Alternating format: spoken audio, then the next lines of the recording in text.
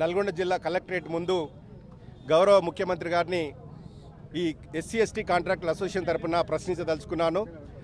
ఆ రోజు రేవంత్ రెడ్డి గారు మాట్లాడినటువంటి మాటలు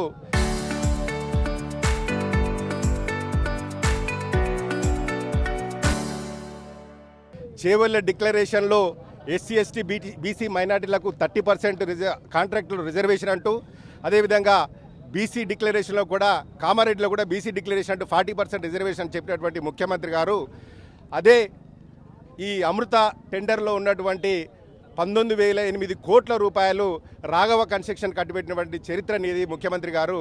నిజంగా రాఘవ కన్స్ట్రక్షన్లో ఉన్నటువంటి డైరెక్టర్లలో ఎంతమంది ఎస్సీలు ఉన్నారు, ఎంతమంది బీసీలు ఉన్నారు, ఎంతమంది మైనార్టీలు అని చెప్పి ఈ సందర్భంగా నేను ప్రశ్నించదలుచుకున్నాను. అదేవిధంగా తెలంగాణ రాష్ట్రంలో ఉన్నటువంటి ఎస్సీ ఎస్టీ బీసీ మైనార్టీ గురుకులాల్లో ఉన్నటువంటి టెండర్లన్నీ కూడా గుజరాత్కు సంబంధించినటువంటి ఒకే ఒక కంపెనీకి 1,200 కోట్ల రూపాయలు కట్టబెట్టినటువంటి చరిత్ర అనేది ముఖ్యమంత్రి గారు. మరి అందులో ఆ కాంట్రాక్ట్లో 1,200 కోట్ల రూపాయలలో మా ఎస్సీల వాట ఎంత, మా బీసీల వాట ఎంత, మా మైనార్టీల వాట ఎంత అని చెప్పి ఈ సందర్భంగా నేను అడగదలుచుకున్నాను. ఈరోజు నల్గొండ కలెక్టరేటే కాదు, తెలంగాణ రాష్ట్రం అంతా కూడా అన్ని కలెక్టరేట్ల ముందర మా Telangana SC ST contractor association పెద్ద ఎత్తున ధర్నా చేయడం జరుగుతుంది. ఇప్పటికైనా మీరు ప్రభుత్వం దిగివచ్చి ముఖ్యమంత్రి గారు మీకున్న ఇంటెలిజెన్స్ రిపోర్ట్ తీసుకొని ఏదైతే జీవో నెంబర్ 17 ఉందో దాన్ని ఇమ్మీడియట్గా రద్దు చేసి, గతంలో కేసీఆర్ ప్రభుత్వంలో ఎట్లయితుందో చిన్న చితక పేదోడు కూడా కాంట్రాక్ట్ చేసుకొని 10 రూపాయలు సంపాదించుకున్న పరిస్థితి ఉండే, ఈరోజు అన్నీ కూడా ఒకే గొడుగు కింద తీసుకొని సింగిల్ టెండర్ మీద కేవలం నీ కమిషన్ కోసము, నీ ఢిల్లీకి పంపడం మూడల కోసం ఈ ప్రయత్నం చేసినటువంటి రేవంత్ రెడ్డి గారు మీరు పద్ధతి మార్చుకొని ఇప్పటికైనా ఎస్సీ ఎస్టీ కాంట్రాక్టులకు న్యాయం చేయాలని చెప్పి ఈ సందర్భంగా నాకు అవకాశం ఇచ్చి ఈ వీళ్ళందరికీ కూడా ధన్యవాదాలు చేసుకుంటూ సెలవు తీసుకుంటాం. Thank you very much. మేము ఈరోజు ఏదైతే ప్రశ్నించదలుచుకున్నామో అది మీడియా ముఖంగా మేము అడుగుతున్నాం. మన రేవంత్ రెడ్డి గారిని ఒకటే క్వశ్చన్ ఇస్తున్నాం. చేవెళ్ళ కామారెడ్డికి చేసినటువంటి డిక్లరేషన్ ఎస్సీ ఎస్టీ బీసీ వాళ్ళకి మరి తెలంగాణ మొత్తం ఎందుకు చేయట్లేరు? అదేవిధంగా ఎస్సీ ఎస్టీ బీసీ మైనార్టీ వాళ్ళందరూ కూడా ప్రతి ఒక్కళ్ళకి టాలెంట్ ఉందండి, కాంట్రాక్టులు చేసే తెలివి సత్తా అందరికీ ఉంది. కాబట్టి ఈరోజు మీరు గుజరాత్కి చెందినటువంటి మబత్లాల్ కంపెనీకే ఎందుకు ఇవ్వాలని చూశారు? అందులో మీ వాటా ఎంత అని నేను అడగదలుచుకున్నాను. రేవంత్ రెడ్డి గారు మీరు చేస్తున్నటువంటి అక్రమాలను మేము అంటగడుతున్నాము. తప్పకుండా రాబోయే రోజుల్లో మేము ఏంటనేది మహిళలు మీకు ఖచ్చితంగా మేమేంటో నిరూపిస్తాము. ఎస్సీ ఎస్టీ బీసీ మైనార్టీలకి వాటా ఎంత అనేది ఒకటి, అందులో ఒకటి మహిళలకి ఎంత వాటా ఇవ్వబోతున్నారు అనేది కూడా మాకు తెలియాలి. మహిళలము మేము అందరం కూడా ప్రతి రంగాలలో మేము అన్నింటిలో ముందుంటున్నాము.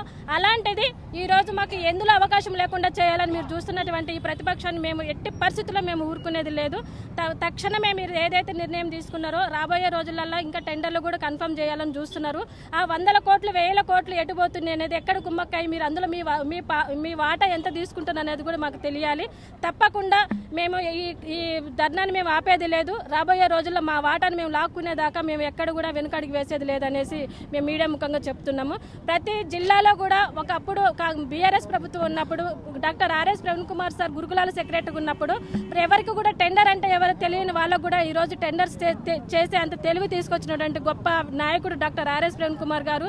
బీఆర్ఎస్ ప్రభుత్వంలో కేసీఆర్ గారు మా అందరికీ కూడా అవకాశం కల్పించినటువంటి కేసీఆర్ గారు తెలంగాణ ప్రభుత్వంలో బీఆర్ఎస్ ప్రభుత్వంలో ఈరోజు కాంగ్రెస్ ప్రభుత్వంలో మహిళలకి కానీ ఎస్సీ ఎస్టీ బీసీ అందరికీ కూడా ఎందుకు అన్యాయం జరుగుతుంది అనేసి మేము మీడియా ముఖంగా ప్రశ్నిస్తున్నాం. నా పేరు నర్ర నిర్మల, నేను బీఆర్ఎస్ నాయకురాలు.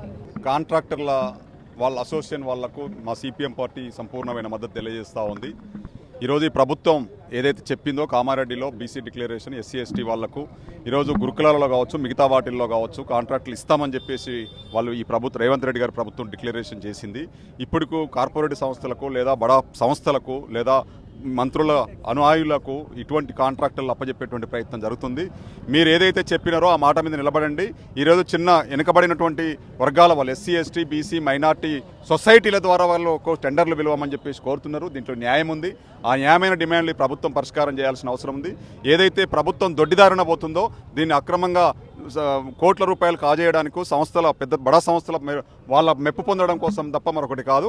మీరు ఏదైతే కామారెడ్డి డిక్లరేషన్లో మీరు పెట్టుకున్నటువంటి సూత్రం ఏదైతే ఉందో దాన్ని కట్టుబడి ఉంటారా, లేకపోతే ఎస్సీ ఎస్టీ బీసీ మైనార్టీల తిరుగుబాటు చేయబడాలని ఈ ప్రభుత్వం కూడా తేల్చుకోవాలని చెప్పేసి ఈ ప్రభుత్వాన్ని హెచ్చరిస్తా ఉన్నాం.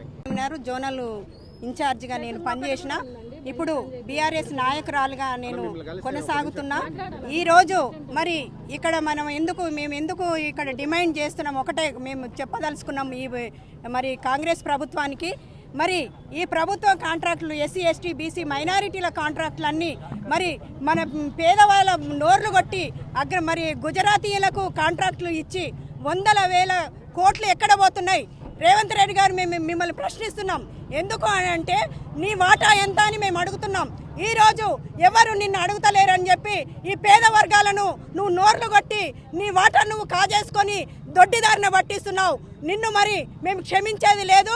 మరి ఎస్సీ ఎస్టీ మైనార్టీ 17 జీవో ఏ విధంగా వచ్చింది, ఏ విధంగా నువ్వు అమలు చేసినావు, ఎవరికి ఇద్దామని నువ్వు ఎవరు నోర్లు కొడుతున్నావు అని మేము ప్రశ్నిస్తున్నాం. రాబోయే రోజులలో నువ్వు గద్దె దిగే రోజు వస్తుంది. అయితే ఒకటి మేము చెప్పదలుచుకున్నాం రేవంత్ రెడ్డి ప్రభుత్వానికి, మీరు మీ యొక్క పాలనలో మీ అరాచకాలు ఎంతో ప్రజలు గమనిస్తున్నారు.